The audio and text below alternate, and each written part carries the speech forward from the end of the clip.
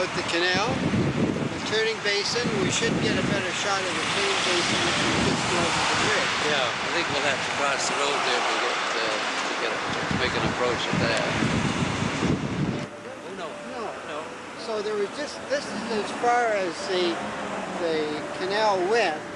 And what you got to see is on that bank was the original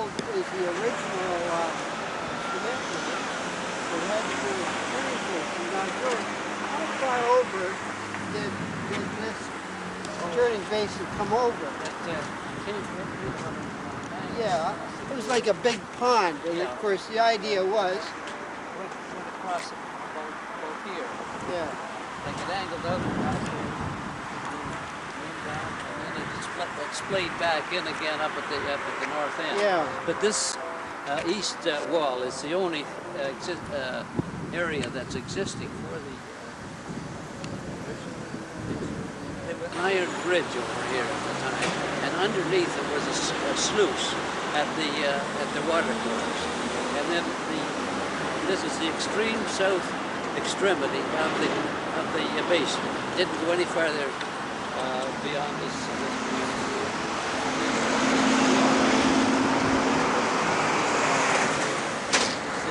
It's the boundary of the water extended westward to about where we're standing now. Just about here. A little further west than that.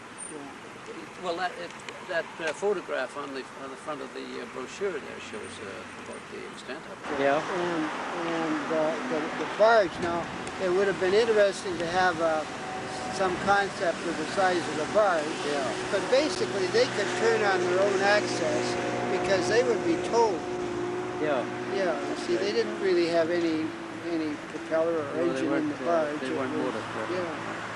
Yeah. You see that yellow thing there, the post, the base of the lamp. Yeah. It wouldn't be any farther west than that. That would be just about in that line. What? Well, historically, the barges would have been towed by horses. Yeah, well, probably along a tow path. Yeah. It really wasn't all that sophisticated. No. But the thing never got off the ground, so really, you got to say, were there ever any barges in the system? A barge of any sort that was ever floated up the Trent. I don't either, except the Trent was a much older canal, and there probably was freight traffic on it, because I thought Peterborough that was one reason for the founding of Peterborough. In that it was going to be like a manufacturing center that was fed by raw materials that were going to be transported by barge. Yeah. But I don't know whether they used steamboats or not. I know there were steamboats were used at that time. Yeah, well, I don't know. It's quite a big canal, and either they had a tug that towed the barges. Yeah. We could at one time see where the old wall was. There was a wall there. Yeah. Oh yeah. Yeah. There was a wall. When they filled this in, did they? If you script off the surface there, you'd find the wall. Yeah. And it would be a wall just like that. Yeah. Same height. Archaeologists are going to have a ball someday. Yes, it is. Yeah. And there's one there where they would have tied it up. Yeah. The metal's gone, but the post is still there. And there was sluices. One here too. Yeah. I wonder if some fuel has to come along. Yeah.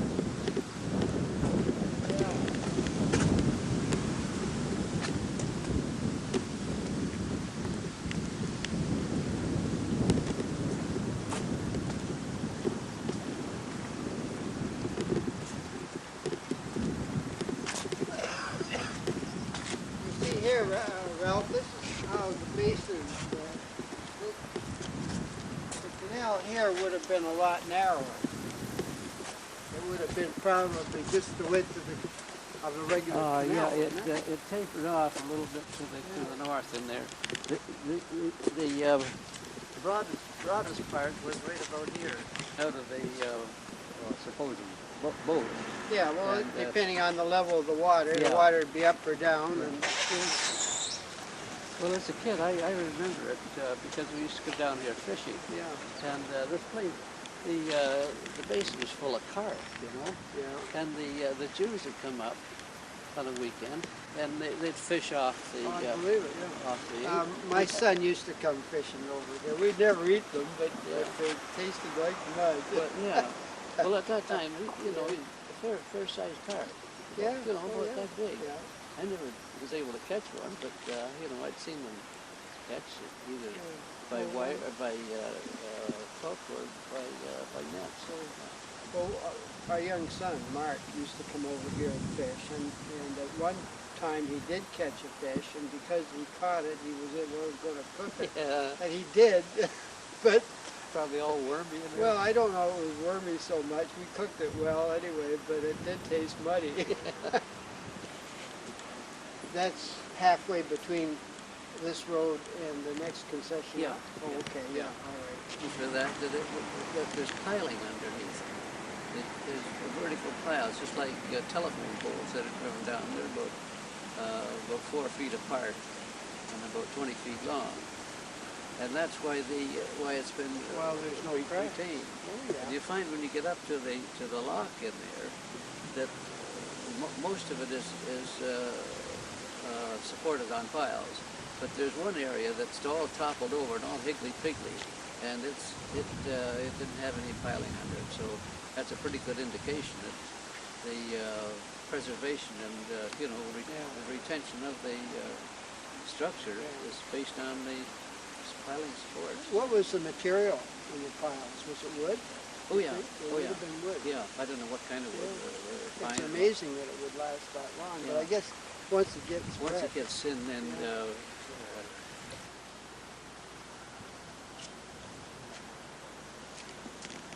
birds underneath the bridge. Would they be high? Like would there been a little dam there? That, yeah, they were kind of just like on water level, and they were able to vary the amount by logs, or timbers going across, and they could remove them because they slipped up and down. But at the same time, that dam at Fairy Lake was still there. Oh yeah, yeah. But it was, I don't know how they planned on, you know, if the thing ever got operational, how they would work that into the system. Yeah, well, that's been the whole problem.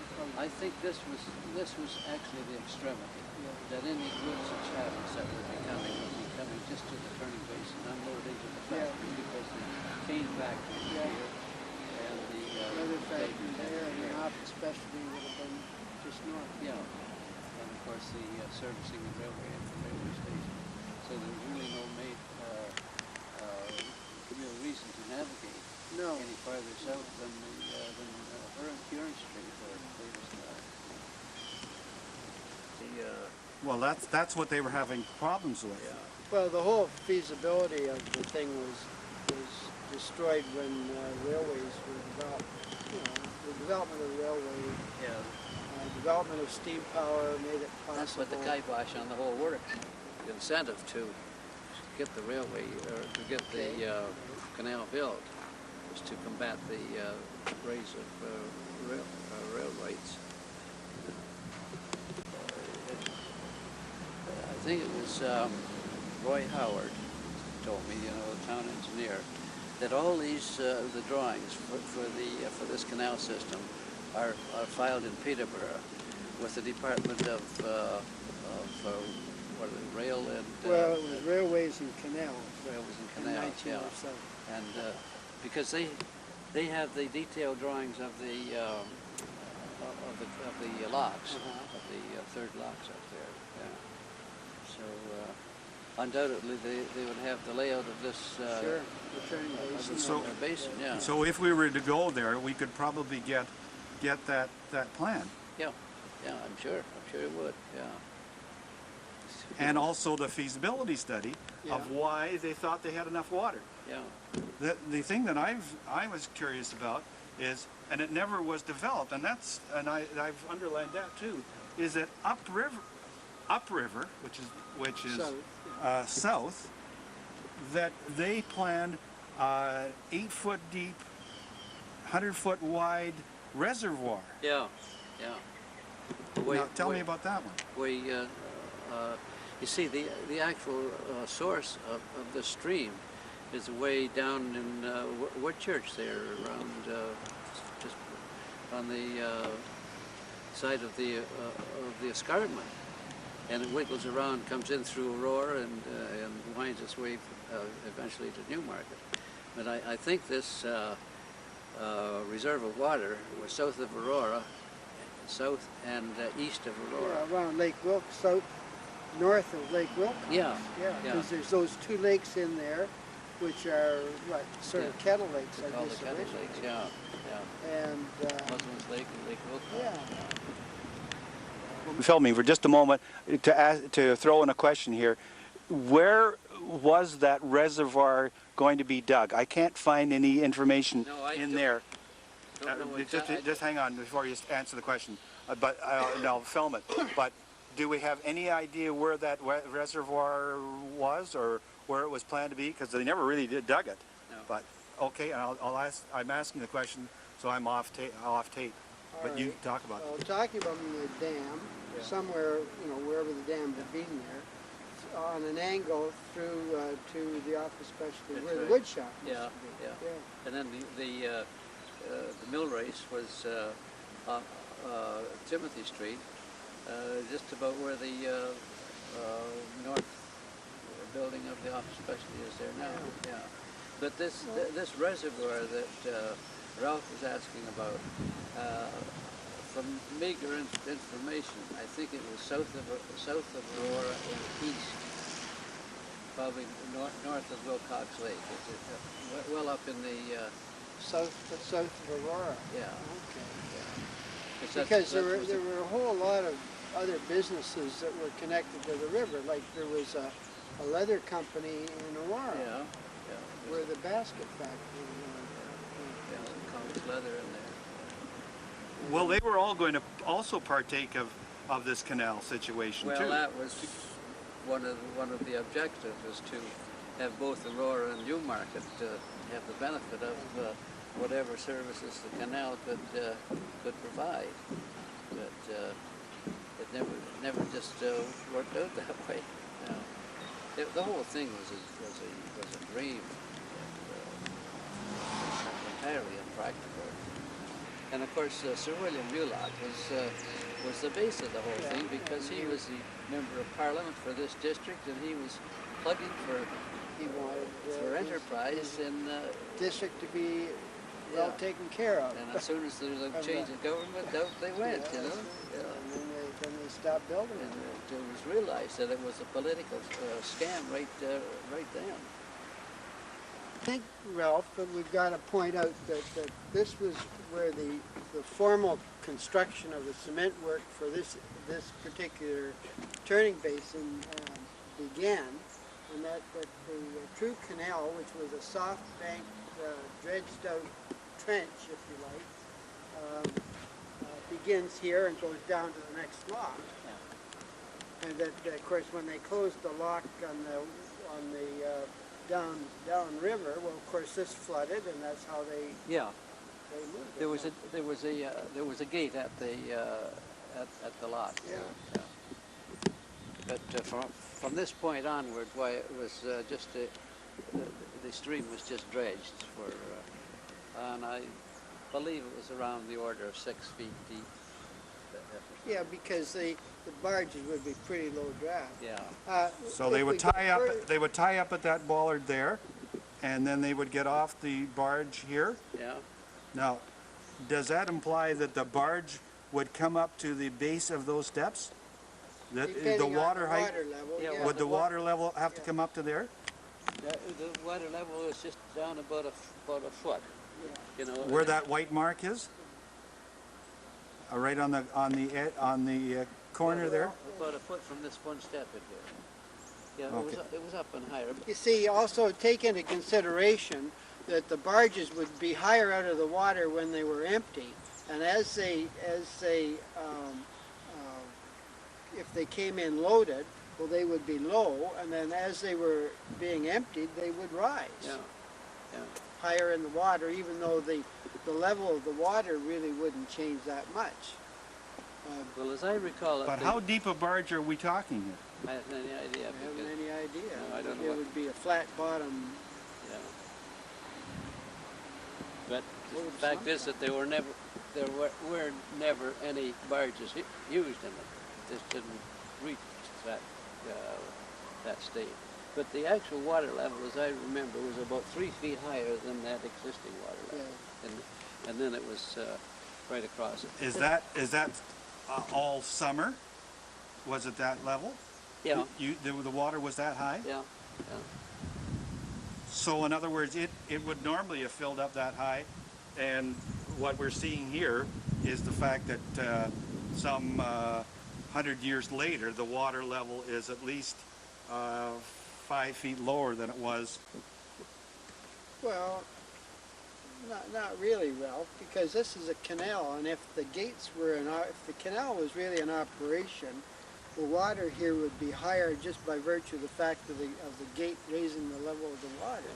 But the water would fluctuate. In other words, when boats were going down the canal, they would go into a lock, and as they still have always operated as canals, to get the boat from one level to the other, they let the water out, and then they open the gate, and of course they lose a certain amount of water out. There's a system of counterbalances to regulate the flow, the level, and the flow of the water. They vary the water level by actually raising timbers. That's right. Yeah. Letting the water rise and fall. And of course, when they dredged the water course, they threw the effluent out, or the residual earth, silt, out to one side to build up the bank, to traverse a course for the water. Mm-hmm. So that's what. Yeah, well, the water level is regulated by the amount of traffic that goes into it. I guess there's always a trickle going through, but it would be. Now I don't know whether it went right straight up in here, because this was the sort of the main stream, and I see it makes a little jog in there, but I haven't. I think it has to be. I think if we go a little bit further there, we should maybe be able to see the west bank of the original canal. Oh yeah. This is where the streetcars went. Right because the bridge is just about, the rail bridge is just about where the mill used to be. In fact, I think it's a little bit north of where isn't that right? Yeah. Out of the basin there, they used to fill in the trestle work at the railway. Yeah. Hill there, where the regional office is, and that was Which is over there. That was the Denny mansion. Well, I guess not. That's pretty well, of course. You can almost visualize the embankment along But you see the stonework over there. It's probably garbage. I can recall half of the training basin that had all garbage and old broken bottles and stones and pieces of metal and stuff. See, it's starting to veer around.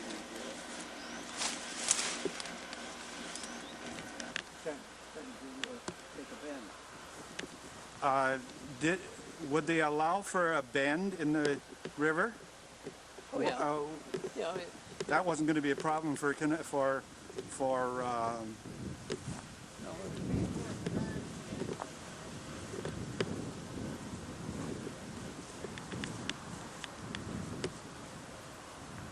Now that abutment we see over there, that's an artifact from Yeah, from now? yeah, that's nothing to do with it. Okay, that's got nothing to do with the original canal. And they were doing bank erosion prevention, probably. The Davis refrigerating. Yeah. You know, they brought the hides in and put them in cold storage. Okay, but they also made ice. Didn't they make ice that they used to sell? I think they did. Yeah. Seems to me I was in there once when they talked with the fellow that was operating. Yeah, there I was think the just before. refrigerating. Yeah, place. I think they were still selling ice Yeah. for some reason, Yeah, I don't know what the heck that means. or where it would come from.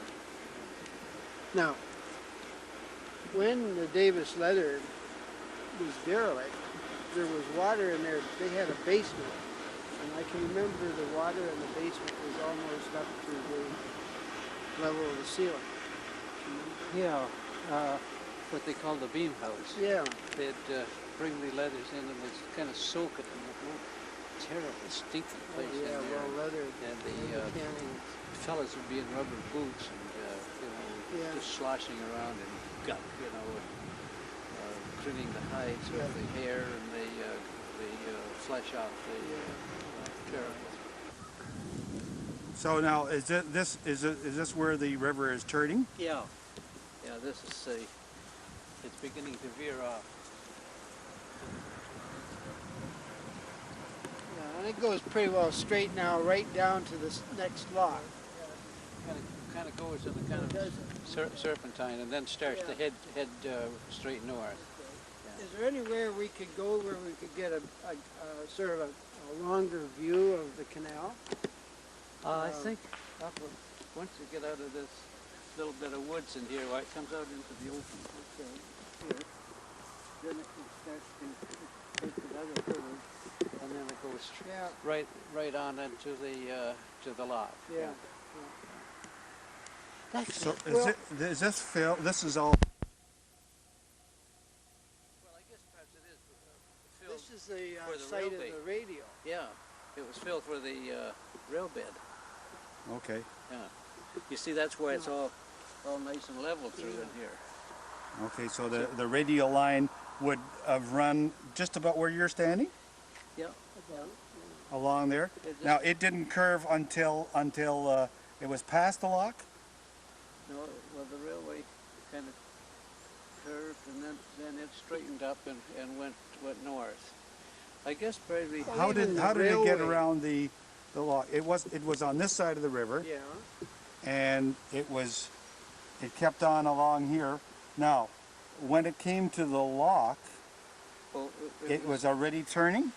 It was quite a bit east of the lock. Like right here, It goes off it's on side an by angle, side yeah. with the riverbed, and then up in here, the water course kind of edged along to the east side, and then the railway eased over to the east before it turned north. Okay. And by the time you get up to the Green Lane, it's quite a ways away from the bridge, you know, the Green Lane Bridge. When you say quite a way, are you talking like 100 feet, quarter of a mile? Oh no, about Quarter of a mile, fifth of a mile. no, it wouldn't be that much. We'll get an idea. To get kind of a measure, it'd be like from about Main Street to the canal, about that distance. Okay. Yeah. Whereas along in here, it's right side by side. So is there a cut up there at Green Lane? Another cut through the hill? Because I know there's a hill that comes down. Yeah, you can see the roadbed still up there. Can you see the roadbed Yeah. over there? Yeah. Okay. You'd have to drive up there. You see, the valley meanders, and the railway across on the west side of the river follows it pretty well, and this radial followed it pretty well, and I guess really the canal followed it too. Like it would always have achieved the lowest, the canal would have always been at the lowest level of where the water ran off into it. But there was no habitation as such along in here. It was just the course of the river and the electric line. That's Yeah. Now, George, there's one other question I think that's sort of interesting, but you know, I don't quite know where we are in relation to that apartment building that was put up on Main Street. Oh, yeah. It might be over that way, but do you remember at one time there used to be a great big pile of earth? And part of that property where the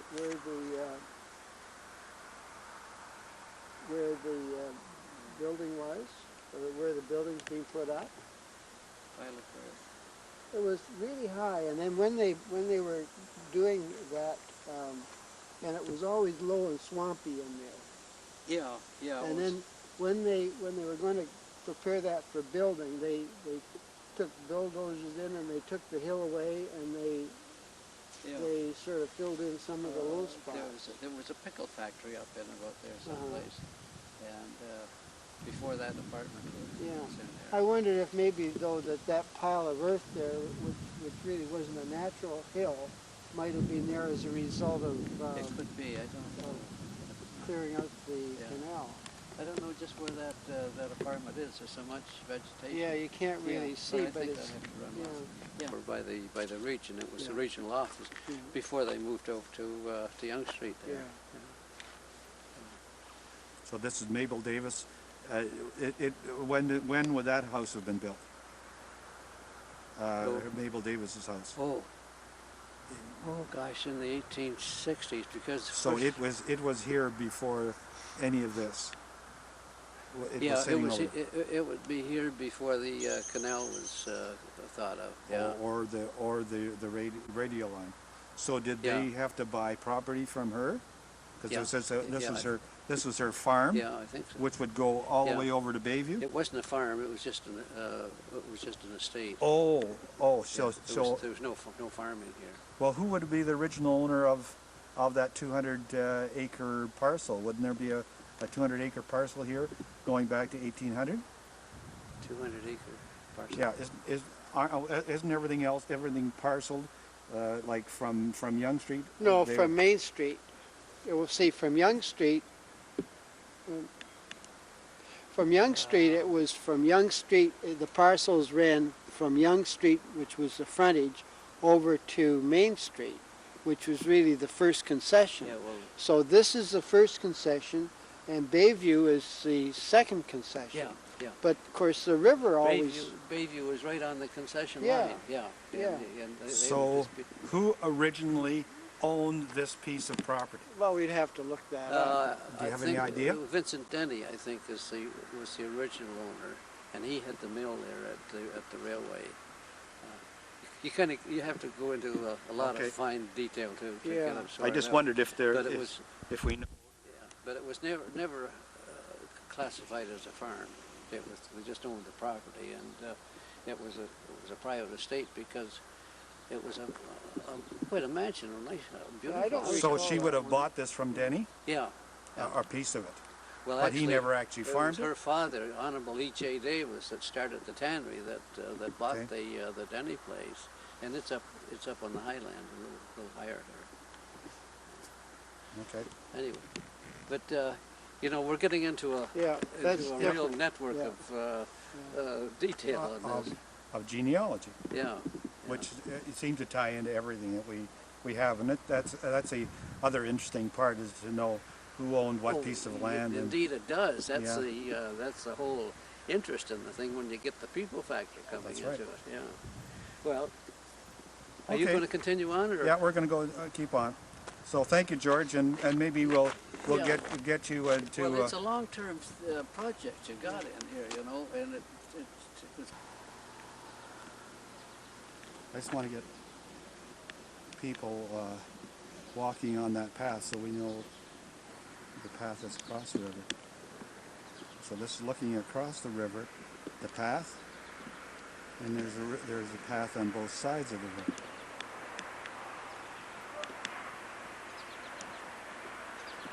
and you can see people walking on the path.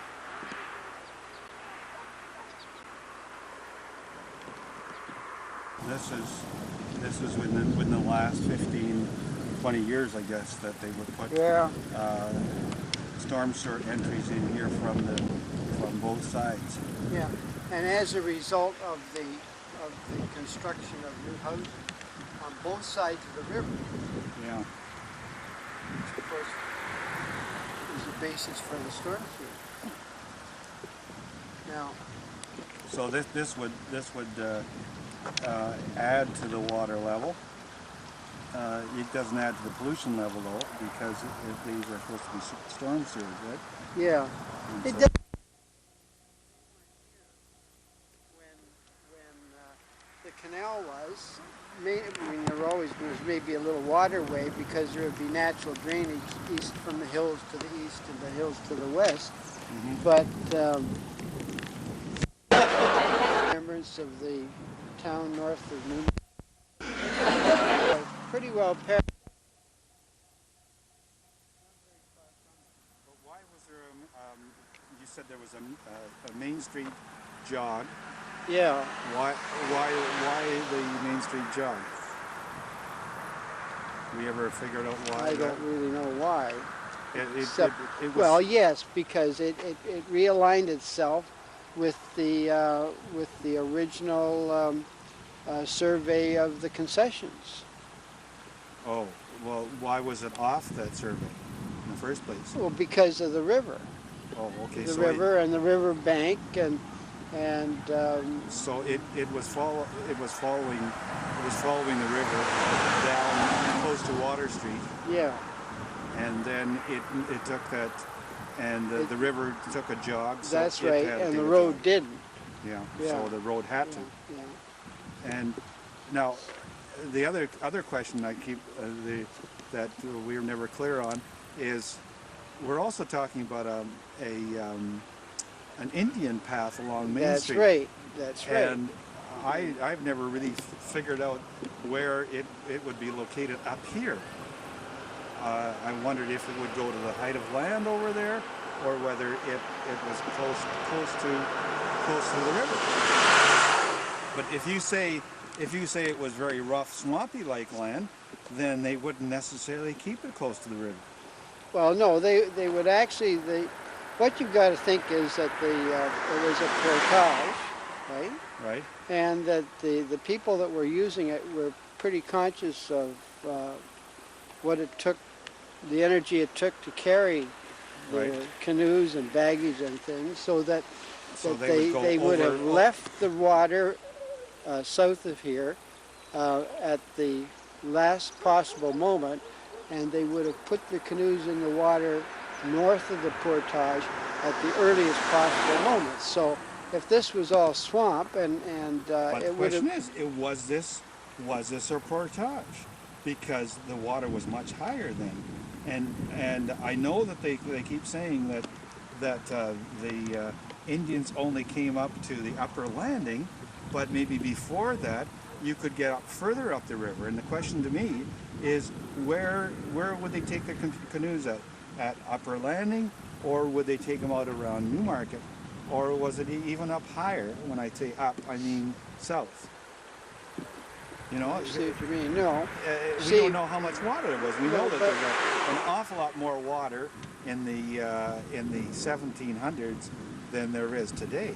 well that's true, but they were a lot more conscious of the terrain, in the sense that the traffic was coming up the Rouge River from Lake Ontario, and I'm not sure how far north they were able to get, but it might have been around Van Dorp, because the actual trail that they were using isn't following the present day concession system, which is a north, south, east, west situation. They were following terrain, and because they were involved in water, that's where they came.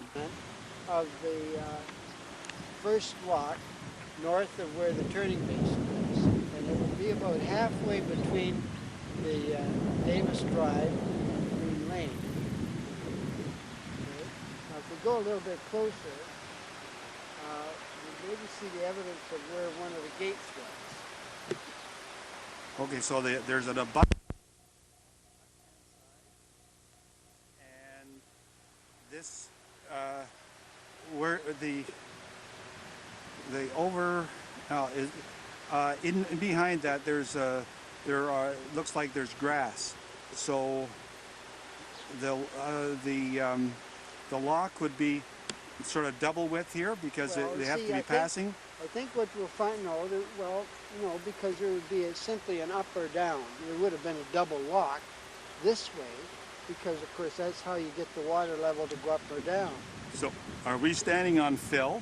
We're standing on fill because this is part of the original construction as well, and this would have accounted for, say, the overspill of water as a result of the spring runoff and things like that.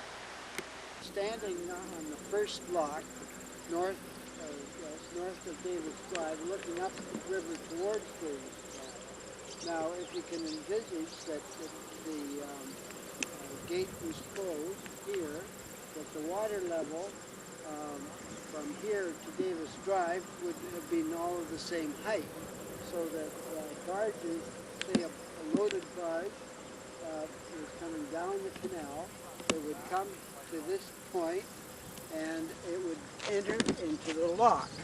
Now, we're not certain just what this particular thing is for.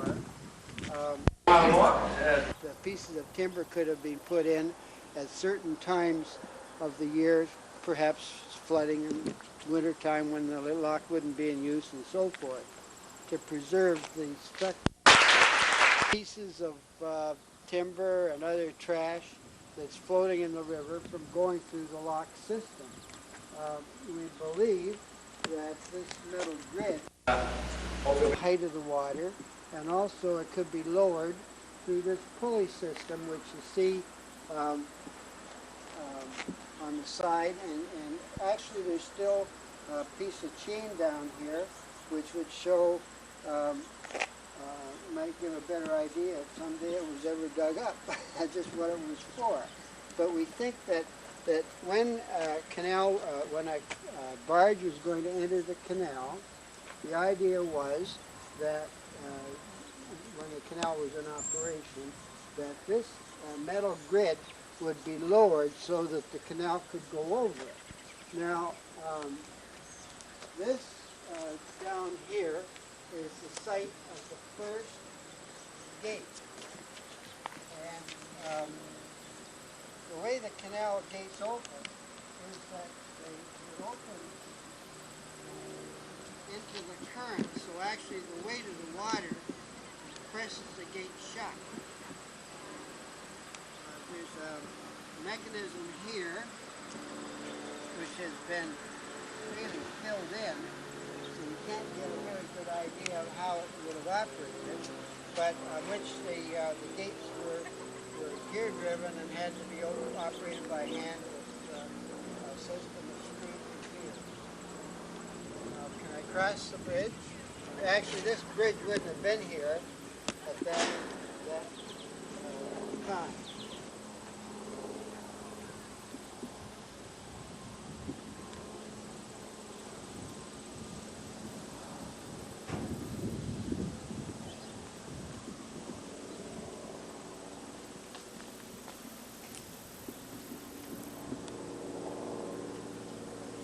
It's hard to get much of an idea of how that grid system works. And maybe George Luesby can give us a better idea. You want to cut here and first the location of the first gate.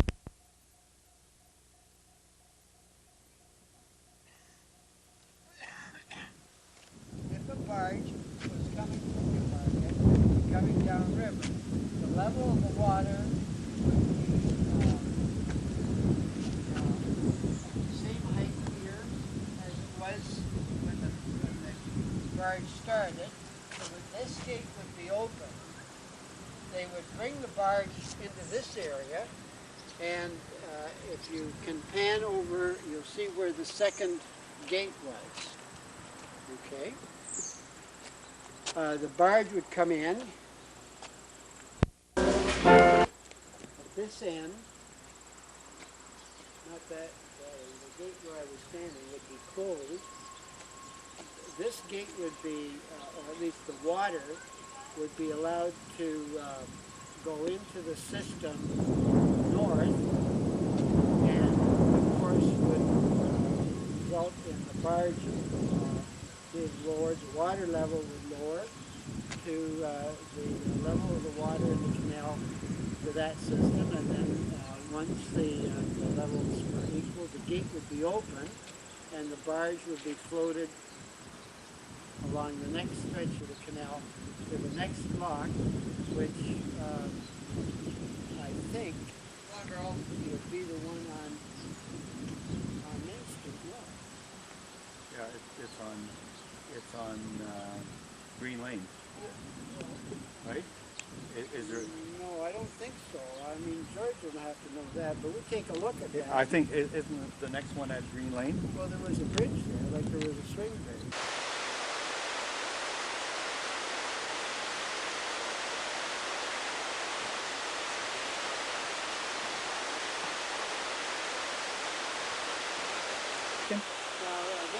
This is where the spillway was, which was to take the excess water away from the canal lock itself. Where I was standing on is where the spillway could be controlled by the installation of pieces of wood and timbers and blocks, but I'm not sure if you can touch them here or not. Only embedded in the sides of this construction. In order this walkway, you can see where the standard spillway was. Although it could have been higher there because, of course, there's provisions for timbers to be set in each of the spillways, which I'm sure we're going to get maybe in the next few shots. You've got to think that once these spillways were in place, and once the canal gate was closed, that the level of the water from the top of the spillway to Davis Drive would have been the same. So that I'm not too sure what the drop in elevation is here. Maybe someday if we get the original plans come out of it, we'll be able to give that figure.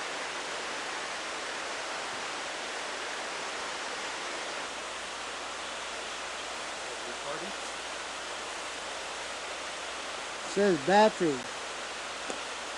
Yeah. Okay.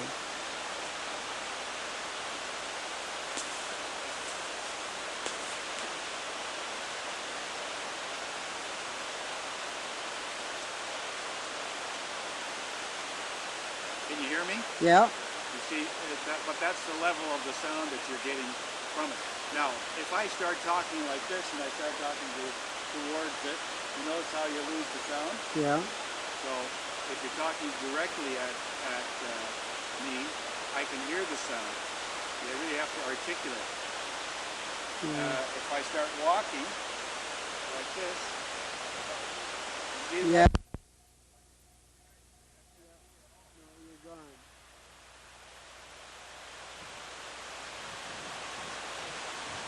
Did it stop?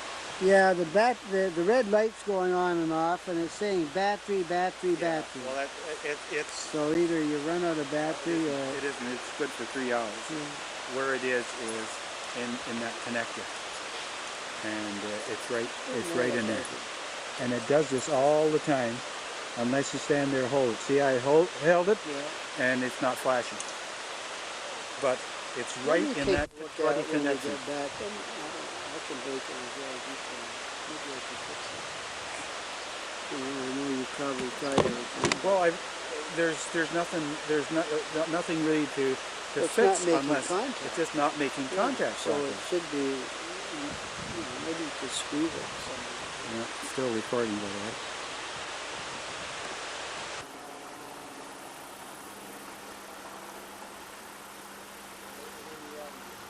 Looking upriver, we're standing downriver towards the north. We're standing in the area where the surplus water would be taken away from the canal locks, would go around where the lock is, which is further west a little bit. And now we're looking at where the spillway is that would control the surplus water. We can even get, if you look at the abutment on the far side of the stream, you can see the thin edge of wood, which is the remains of the form that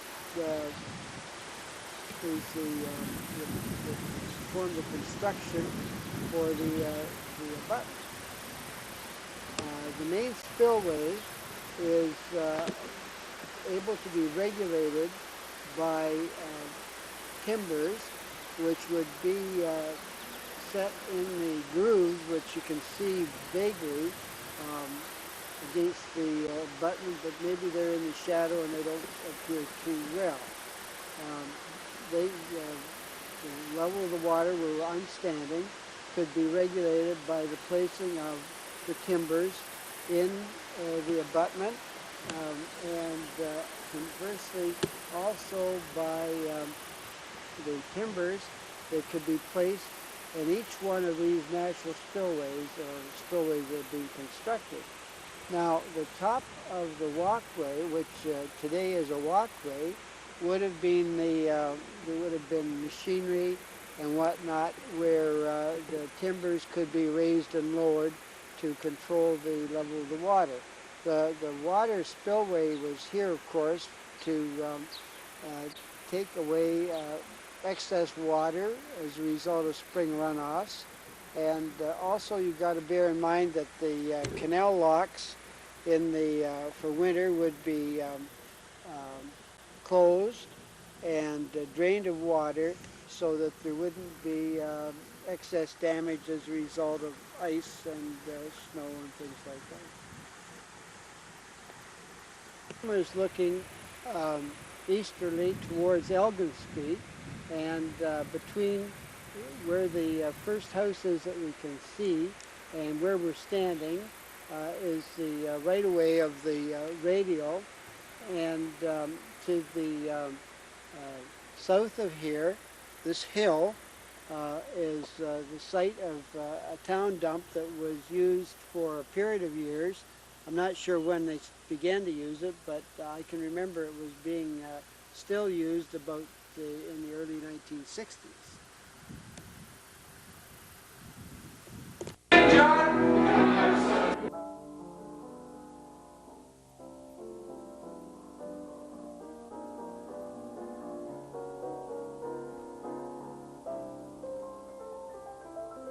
We're looking at the water flow of the Holland East River. It is the 19th of August 1997, and we're looking south along the Holland River, and as I turn, you will see the number 1 lock in Newmarket, or a portion of it, and we'll try to explain some of the things about that one lock.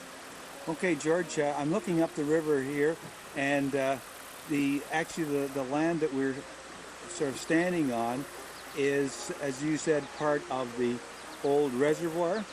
Yeah, it was part of the spillway that served the water supply for filling the chambers. Immediately to our side here, from where we're standing on the west side, is the embankment of the canal itself, the chambers, and where we're standing immediately is the reservoir. It is now apparently filled in, but there's still a slight water course running through. Can you tell us about the structure that we can see from here? I'm just sort of looking over your shoulder. The thickness of that concrete. How thick is that concrete? Oh gosh, I guess it would be maybe about three feet thick. Is that reinforced concrete? No. Okay. No. Actually, the concrete work here was built before reinforced concrete became a known feature in construction. So there's no iron rods in it at all. And who was the man that developed that? A fellow by the name of Rogers, a friend in Peterborough. He was engaged in the development of the Trent Valley. No relation to any of the Rogers that we know from Well, here. of course, the Rogers are all interrelated. You know, if you chase them back far enough, why they're all off the same stick.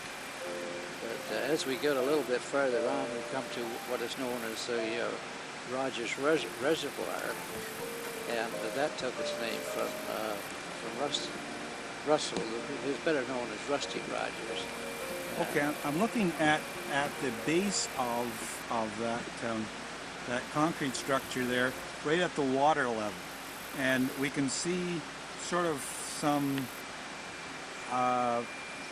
It looks like pilings or something like that. Well, right in the nested in the corner there is the indication of a gate. Now the gates were never installed in the. Oh, I see. Okay, just a minute. That's you're talking about the gate.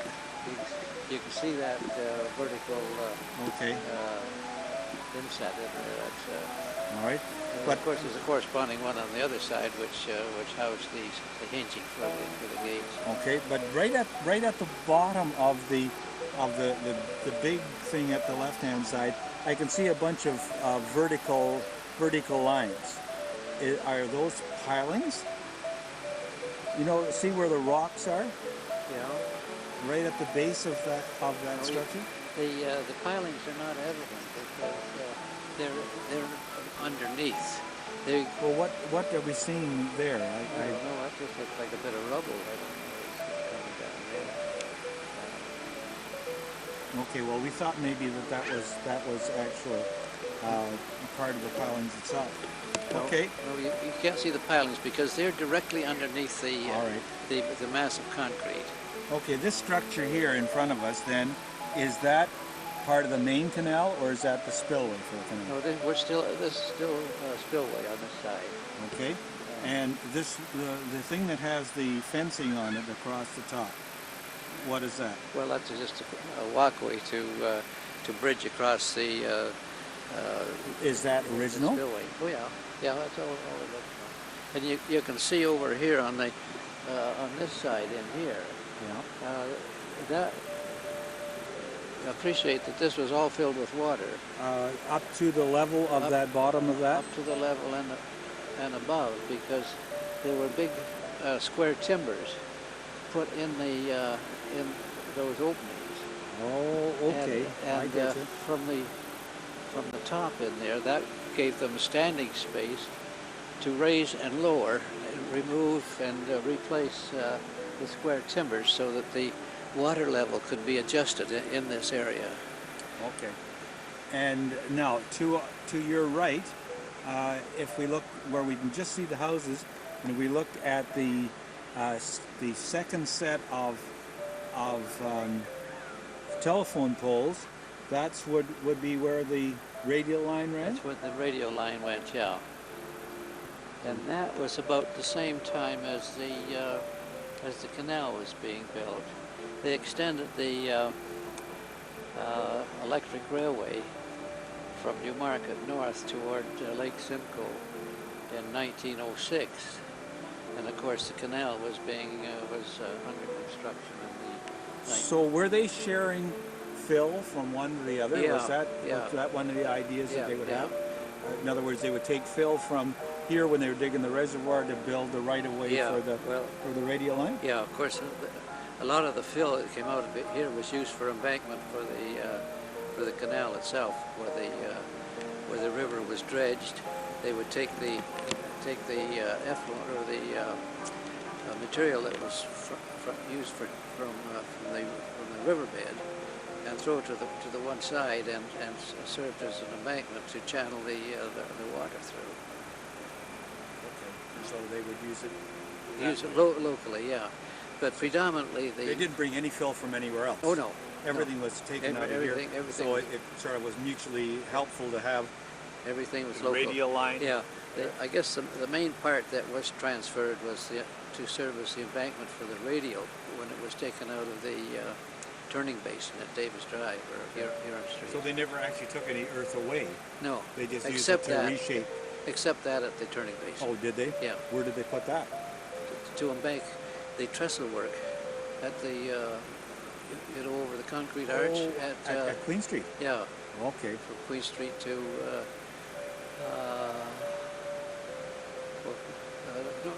just north of Queen Street. Okay. Yeah, all along. Where the radial arch is. Yeah, that's Okay. it. That's the spot. Well, you can see the spindles there that held the molars. I guess somebody's taken those off over a period of time, but they retained the anchor points for any vessels or barges that happen to be stored in this area here, because as the water flowed out in here. Would at that time have been filled in with logs. Yeah, well, right? this was virtually a dam in here. Okay. That retained the water for the upper reservoir. So if we were standing here and the water was in here, the water would be up to about your nose. Yeah. Well, I guess No? maybe it would be very More like that? from there. Okay. Yeah. And then below the dam, the water would be down at the top of that concrete. At the lower level, you see the locks were all in steps.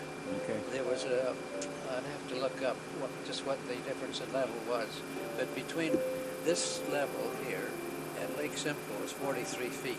Okay. And there were three stages of 3 steps. One at Holland Landing, one at Main Street North with the second locks, and then this one. And this was a 3rd level, which brings us up to the Newmarket level. Yeah. So this is what I'm looking at now is all water, and over where I can see water now, and past that concrete corner that we see, that's where the main channel would be. Yeah. And that's where we're going to go next. And this water level, this lower level, would be the same level that is maintained between locks 1 and 2. So between now, from that level down there to North Main Street would be one level, and from Main Street, North Main Street to Bridge Lock 2 to Holland Landing would be another level. So those are the 3 true. So that And this is almost 100 years later, isn't it? Yeah, and then there's despite a bit of spalling that you find, just like surface spalling. Essentially the body of the concrete is quite intact. This part here, I see there's a steel beam in here, and as I said before, there's no reinforcing because reinforced concrete was not in practical use at the time. But I see a steel beam here, and it's encased in concrete, and this just seems to be flanking it. Was this original, do you think, or is well, this? I don't know. It almost. Or do you think that they put this in order to reinforce? It almost looks as if it's original, doesn't it? Like that half-round molding on there. So. Did they have steel beams in 1900? Oh yeah. There was, Did they? Oh yeah. As a matter of fact, there was a steel bridge at Davis Drive. And steel construction was quite common. I'm looking north. Just a moment ago, and looking down the river at that wide expanse that I said was filled with water. Yeah. Well, Now, if you're looking straight ahead in there, that's where the dredged water course. Okay. And that just goes to normal width and depth. I think the nominal depth was 6 feet to, that was the design criteria for the... Now, where we've got all of the reeds and the that was all stuff water. that we don't like to talk about, the purple loosestrife, which is filling, that would all be water. Oh, that was all water. That was right from that area over there. That was all water. And by the way, as you can see over here, where some of the concrete walls are teetering and in a state of disrepair, that indicates that they were not underpinned with piling. This other stuff in here is quite erect and. Okay, so looking at that, where that PT is on the wall there, so that would be the first part of that the boat would come into, and then the next black spot, what that metal thing, what would that be? I don't know. There's one here right in front of us. Whether that was something to control the gate. Control a gate? Yeah, I don't know what the mechanism was. The next thing is the first location of the gates, which were never put in. That's right. That vertical iron part in there was. Okay, so we're looking more closely at that gate. So there was never any gate in there? No. This is one thing about the canal system. It was considered to be about 80% complete when all construction was stopped, and the remaining features that had to be done to complete it was to install the gates in all three lock systems. They were never put in. Okay, so it would be the first gate. Now the next gate, where would it be? It would be down the next indentation there. It would be upstream there a bit, yeah. Okay. All right. By the way, the operation of the gates was all handled by the power assist. They were done by mechanical gearing and levers. Very similar to the operation. Have you been to the Rideau Canal? Any parts of the Rideau Canal in Ottawa? You know, that long stretch. They're an active operation, currently, and you can see how they operate the gates down there. Yeah, I watched. I was just there when I went to Ottawa this summer, and I saw them. They do the turning thing, and two guys get up there and turn those gates so they close with gears. Yeah. So, okay, we're going to move. We were just looking at, and this what we have over here is the second chamber of this double. They would close it up. If it was a smaller boat, it could go in to this chamber, and we go, or while following along the wall, we see the wall, and down where you will see the bridge is the second half, or the second set of gates on the chamber. Yeah, you'll notice that there's a recess in this wall that we're standing on, and that's where the gates were intended to swing into. So they... You see that when the gate was open, it would swing in and close in this crevice in here.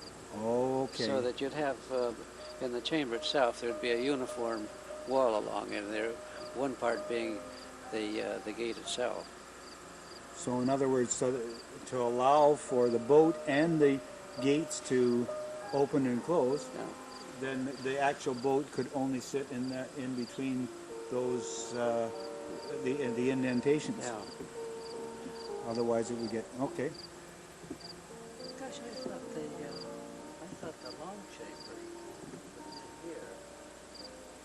the other way above. But this is the short. This is a small one in here, isn't it, at the north end?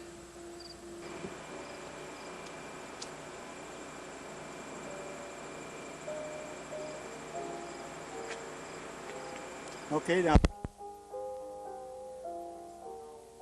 how long this chamber is, Well, and you get an appreciation of the size of this log chamber from the indentation of the over the gates. where the indentation is I don't know whether you can see. to cross. Which was intended to house the gate, and it Okay. goes all along the on both sides in here till we reach another one, just opposite to where we're standing now, where there would be another gate, and Okay, so there's another indentation right there, and then we the come to gate the would bridge. swing and be enclosed in this. Now that bridge is an artifact. That's something they just added, isn't it? Yeah, that's not part of the. Okay. Now, George is now looking at the indentation of that, the other half of that lock. What is this thing? Is a what? A guard gate? This was termed as a guard gate, and with this pulley arrangement, see this pulley there, and I think it was raised and lowered to allow the barges to pass in and out of the system. And what would they need the guard gate for? In order to prevent debris from crashing into the gate? Yeah. What we see over on the right hand side, so it widens out again here. Is this another turning basin? Virtually, yes. Yeah.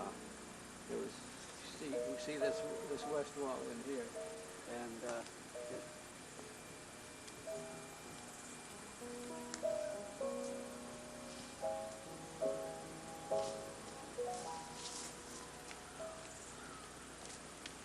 that west wall was the west side, and you might say that was part of the reservoir because immediately here you see how that is rounded off there, Yeah.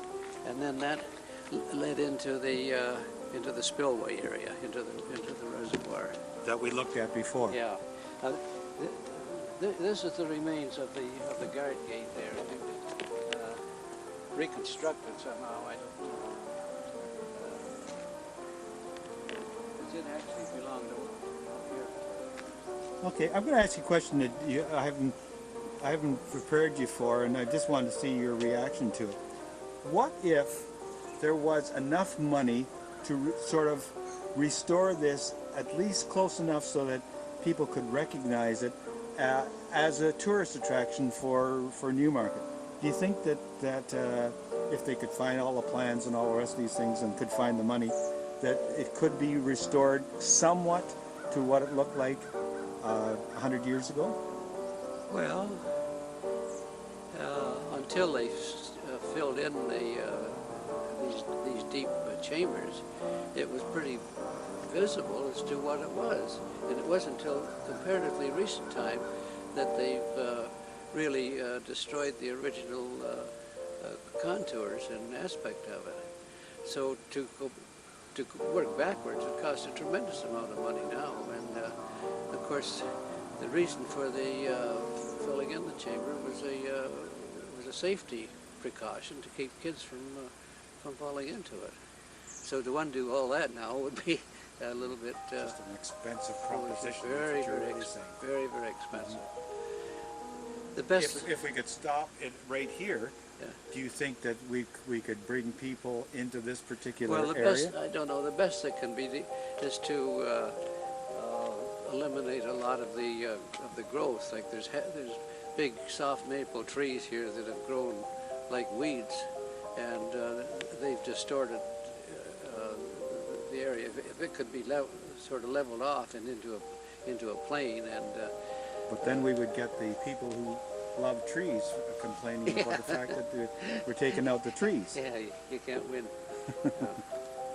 So anyway, you think it could be just by leaving it as it stands and just clearing up some of the trees and replanting some of the trees? And Yes, I think you get a semblance of just what it was, and by a great deal of imagination and maybe some descriptive literature, it could be made, you know, recognizable, because the evidence of the craftsmanship that existed at the time is quite remarkable. Okay. Mainly the concrete work. Yeah. Thank you, George. This is George Luesby, Newmarket historian, speaking about the lock number 1 in Newmarket, just about a mile and a half north of Newmarket. Carriage with the wheels.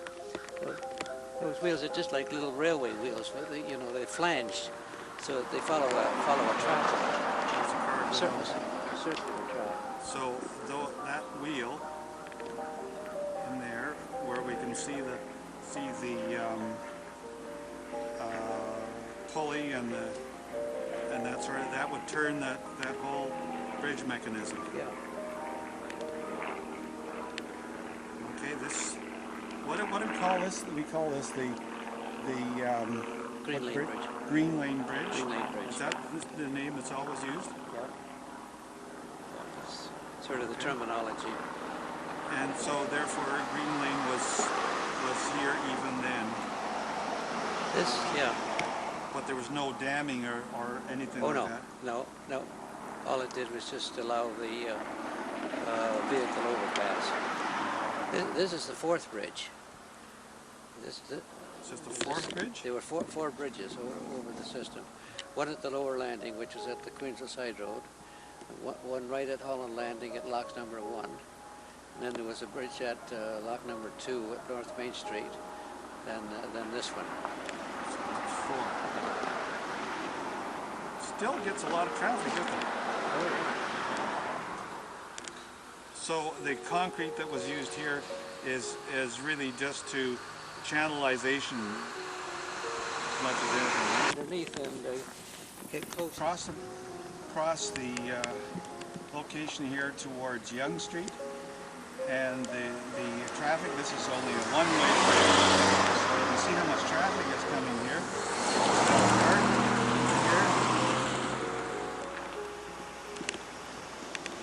And traffic is going across.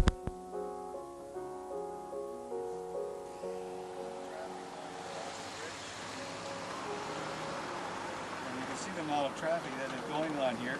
This, at some point in the future, will be the bypass Green Lane. So it's going to be the northern bypass of Newmarket. George is walking out of the bridge, and I'll be on the other side north towards the Rogers Reservoir.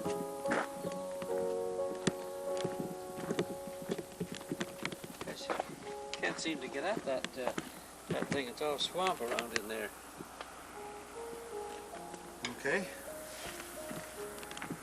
But this is where we're standing on the turning mechanism right here. Yeah. Turn to open to, and we're looking north from the top of the bridge. You'll see the bridge would turn and be stabilized by those big piers that we can just see here, and then it would be that, so that it would be parallel to the river, that it would swing, and then when the boat went through, it would swing back across to let the traffic through. I think you said we're looking north. I'm sorry, we're Actually, looking we're south. Yeah. That's right. Thanks for correcting me, George. We're looking south, and the former picture we were looking north towards Roger Reservoir. So in actual fact, we're looking south towards... Okay, we're now in Rogers Reservoir Park, and this, as George says, at one time there was water all through here, and as they pan through, you can see There was about 72 acres of water surface. 72 acres of water. And, Okay. it got its name, Rogers Reservoir, from the name Rogers. And Rusty Rogers had a farm, and it fronted on Leslie Street on the 3rd concession. And this is the back end of his farm. And that's why it was called Rogers. He took its name from his farm. So this is another Rogers. And is this another descendant of the Rogers of the initial Newmarket?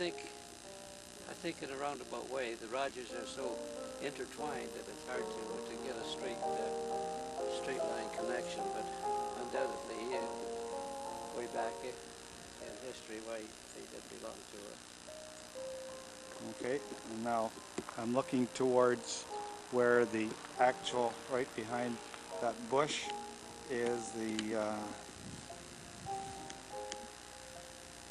location of, you see the cars coming across there, and of the next part of the canal. Now where did this map?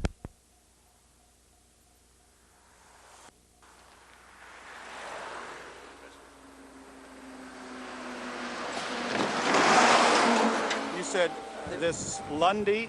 There was a road going toward the west. Just, I believe it was south of the river, and it found its way right through to Holland Landing. So right through here. It's all overgrown, and then you said there was a mill halfway down. What was it called? And later on, it was taken over by Oliver Lundy, and Oliver Lundy's residence or home was right on top of the hill, immediately south of where we're standing there now. Now, is that building still there? No. No. When did that come down? Oh, it came down. So they tore it down, or it was burned? Oh, I guess no, it was torn down. Torn down. So here we're looking south towards Newmarket on Main Street, and you can see the amount of traffic that comes up Main Street. I'll just swing and we'll watch the traffic as it goes past us. And it goes across the Rogers Reservoir Dam and up the hill and heads for, well, on one side Holland Landing, the other side Sharon and the Mull. Here's a sign saying that there's 3.7 acres for sale, and we're looking up here as George looking up the way there, and this is where they, so this is the second block. It's on Main Street. We were just looking at the top of it, and you can see the chamber here, and you can see the depth of the chamber. Now all filled in with marsh, and the size of this. Here's the walkway just beside George, and the graffiti on the walls of that. And I was looking in an easterly direction, and now moving to look in a westerly direction as the Holland River meanders along until it's going to Holland Landing, which is will be the next. You can see here, now we're up on the top of this lock, and you see where George is standing there, and the bridge going across this lock. This is lock number 2, and I'm looking towards the east, back towards the Rogers Reservoir. Well, looking at the marsh, Rogers Reservoir Marsh, and the old bridge, which has been superseded by the new bridge that carries Main Street. I'm looking south, and you can see George standing on the bridge. Marsh and the river. Here's the Holland River threading its way through that marsh. Concrete bridge is of a later vintage. The original span over the lot number 2 was an iron bridge. It's almost identical to the one at the Green Lane. Okay, where did that one sit in relationship to this one? Well, it's just about this location of it. So this concrete bridge replaced the original iron bridge with the same approachway and the same. Oh, I see. Okay, so they literally just replaced the whole thing. Yeah. Now, what you see over here is really a controlling mechanism for. These little pylons here, they supported a little derrick that. And they stacked one on top of another to make a dam and stop the water. So now this is all when the This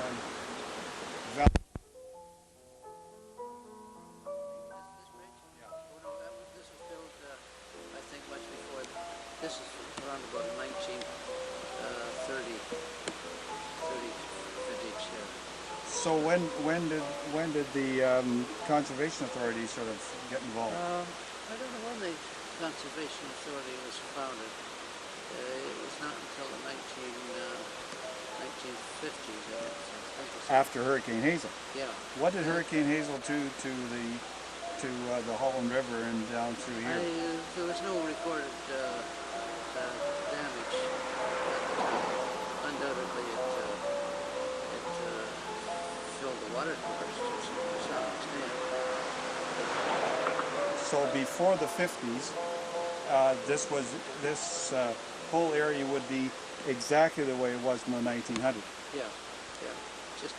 Just a township. With an iron bridge, the locks being more or less open, Yeah. and nothing done to it. Because nothing was done to it until the Conservation Authority got at Not it. really, no.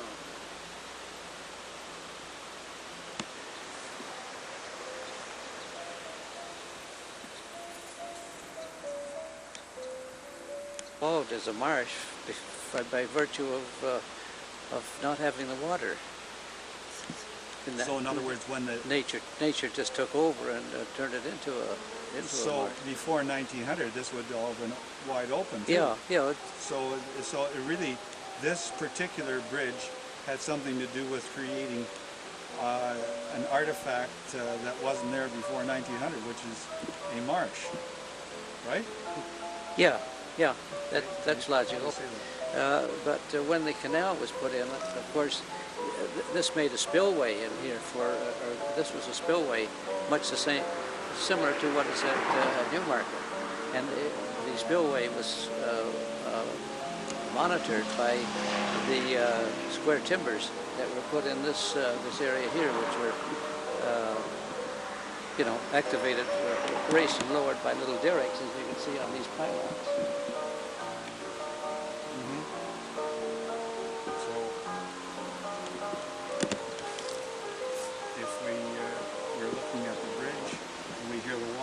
Rushing, and so if they wanted to have this all as water, they would just have to put in more logs into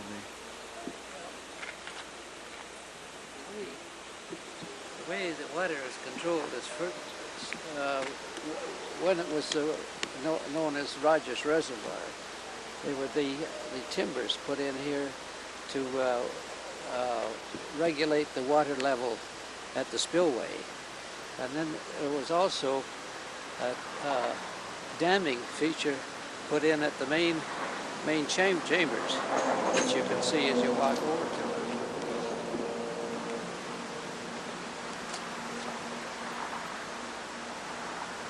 it.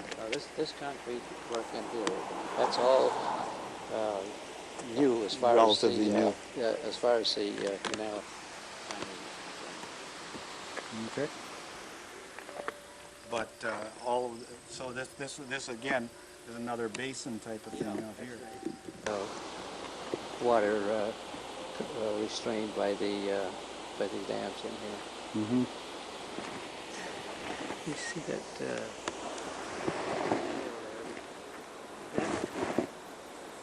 That goes Trail?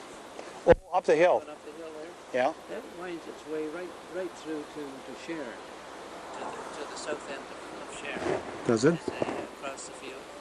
Yeah. How do you get at it? From the other side? Yeah. From the other side you can walk along there, right? Yeah, that's right. But and also the other end of it starts in from Sharon. Mm-hmm. So actually you can see a red roof there, so that's Sharon right over there, isn't it? Well, it's a mile and a quarter across. Yeah. This is a concession line. Sharon's on the next one. This is lovely. Rolling hills and greenery. There's some regional.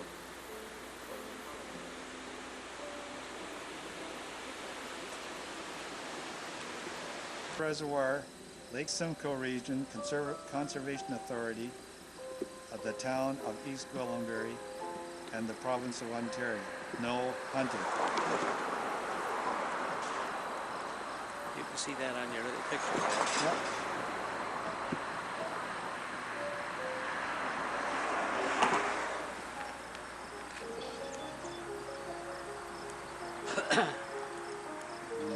Cars going up the hill. Just a straight bridge. Iron Bridge was just a straight bridge. Yeah. But what was it, up high enough so that it wouldn't affect? Well, yeah, because all it did was to carry the vehicle traffic over the spillway, and but the main access, the canal feature was through the lock itself. Mhm. So it just bridged that. Whereas the Green Lane was a water course there with roadway, and it had the spring for the superstructure. Right, because it wasn't as high, whereas here it was higher so that it wouldn't. It was set over that part of the Yeah. There was enough clearance. to have the clearance. Yeah. Well, they never ever thought of bringing sailing ships up in here anyway, did they? No. Which is the only thing that would be affected Yeah, with no, I the don't high think high I don't masts. think there was any sailing boats. It was all commercial type barges. Those are low drag. At least that's what they hoped. Yeah. There's never been a barge through here, though, has there? No. No. So here we have a bargeless canal. Yeah. I don't know whether there's ever a canoe or not. So no boat ever actually came up through here. No. Well, that's the interesting part. No boat ever graced this canal. But what a beautiful dream it was, if it was feasible, wouldn't that be lovely? Get right through the Lake Simcoe with a boat. But just a dream. Just a dream. At Lot 3 and Holland Landing, and we're looking at the. Now, what part is this? This is the actual lot.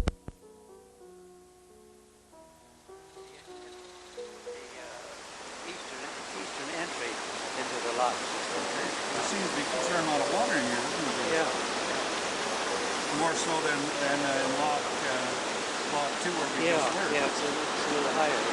Now there's a bridge over top of this as well. This is a what do we call it? Old Young? Old Young Bridge? Yeah, that's right. Okay, and I'm shifting around, so I'm looking again downstream because this is towards the north, towards Lake Simcoe. And what'd you say, George? You said that this lock is pretty well the same size as the other one? It's about the same size as the as lock number 2. But of course there's more water in it now. You just haven't got the same appreciation as the full depth of it. Whereas lot number 2, when we looked at, was empty. This has got some water. Yeah. What did you say? About 20 feet deep on this lock? Yeah, it's about the same depth as the gates, which is typical of each one of the. Now, is it? Much later. What was this the same as This- that iron bridge? There was an iron bridge across here, just the same as the one at the Green Lane. Okay. And Only it was not a swing bridge. not a swing bridge. No. So, but now this would have been what you see right to the left would be in the north chamber of that lock that we can see here. So the boats would sit in this particular part where the water's running. Orientation. Where these and there was a spillway, just the same as there was at Newmarket and number 2, but it's all filled in now. It's entirely So the filled. spill.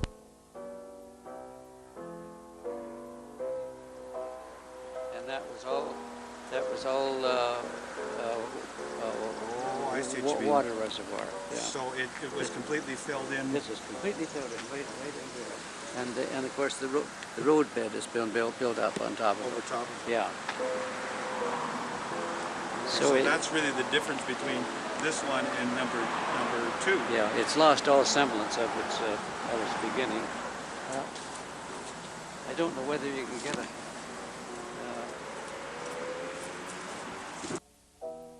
Looking at is just a remnant of that spillway Yeah. part. So the Yes, yeah, it wanders up along in there. is that the channel we can see across the field there in the center? That's the channel itself. Oh, yeah, way in the distance there. Yeah. There's a kind of an embankment and kind of a low level. Yeah, well, that's where the water course goes. Okay, so the meanders came later. Yeah. All right. But you see So- that wiggles across there. But I think the original water course where they dredged it was probably right straight in line for that that little gap that you can see in the distance. Yeah. I don't know whether you can see that gap on your camera. Yeah, I was looking at it. Now I'm looking over your shoulder, and you said to me, now that house right there is, what'd you say, Peter Robinson House? Yeah, that's a very ancient, one of the earliest buildings in the district. And it was brick, and it was brick in the beginning. And going back in folklore and the history of it, why Peter Robinson established the Robinson's Mill, and this Holland Landing was called Robinson's Mill at one time. And of course, Peter Robinson actually left here and went on to establish the city of Peterborough. And, Wasn't he not also, one of the Robinsons, Beverly Robinson, was what, his father? Wasn't there Beverly Robinson? yeah, was Beverly a Robinson. Court justice? yeah, I think it was a brother. Brother? They were quite an illustrious family. Yeah. So he lived in this house? Yeah. And this is the way it is now, the way it was? Yeah, it's got then? the same characteristic, Georgian style, kind of symmetrical in the plan form. Well, we're looking at the side of it, Yeah, are we? at the back side. We're looking at the rear of it. The front of it is around You the know edge. who's living in there now? I haven't any idea. So that's just in a little subdivision up in there, right? Yeah. Yeah.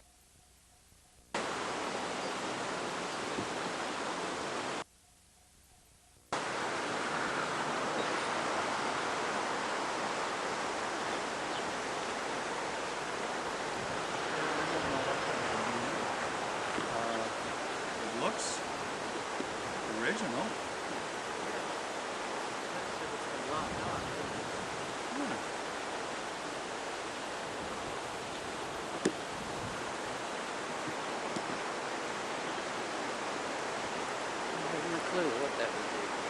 Well, that's not one of the things that they used to turn the.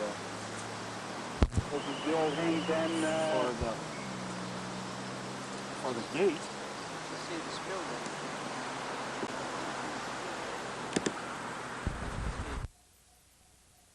Chamber with some water in it, albeit not very much, but nevertheless there's a water course with the going downstream on it, and with the water actually with the water in it, yeah. So it's fairly representative of the kind of thing. Yeah. So we're looking at actually west, and then it will make a turn towards the north, and to the upper landing. Lot number 1. Is this lot number 1? Yeah.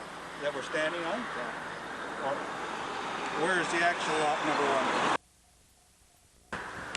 Now we can see those bollards again.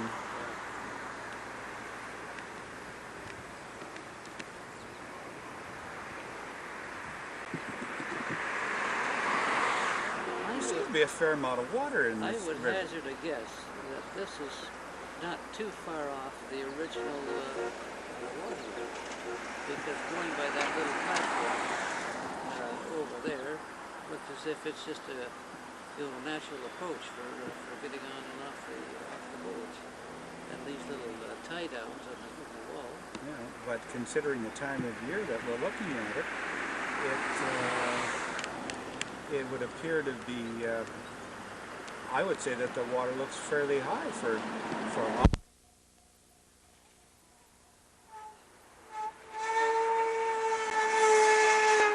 but I don't know whether. Yeah, I think it would be on the upper range of the towers of the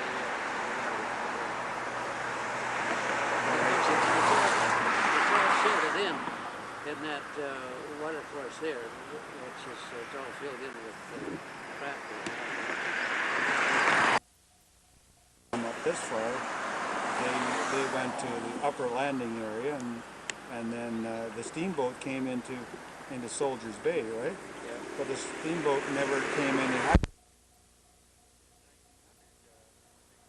Well, of course, there were no steamboats, I guess, by 1900. They were all gone. But there were quite a few steamboats that worked on Lake Simcoe, delivering people along the shores.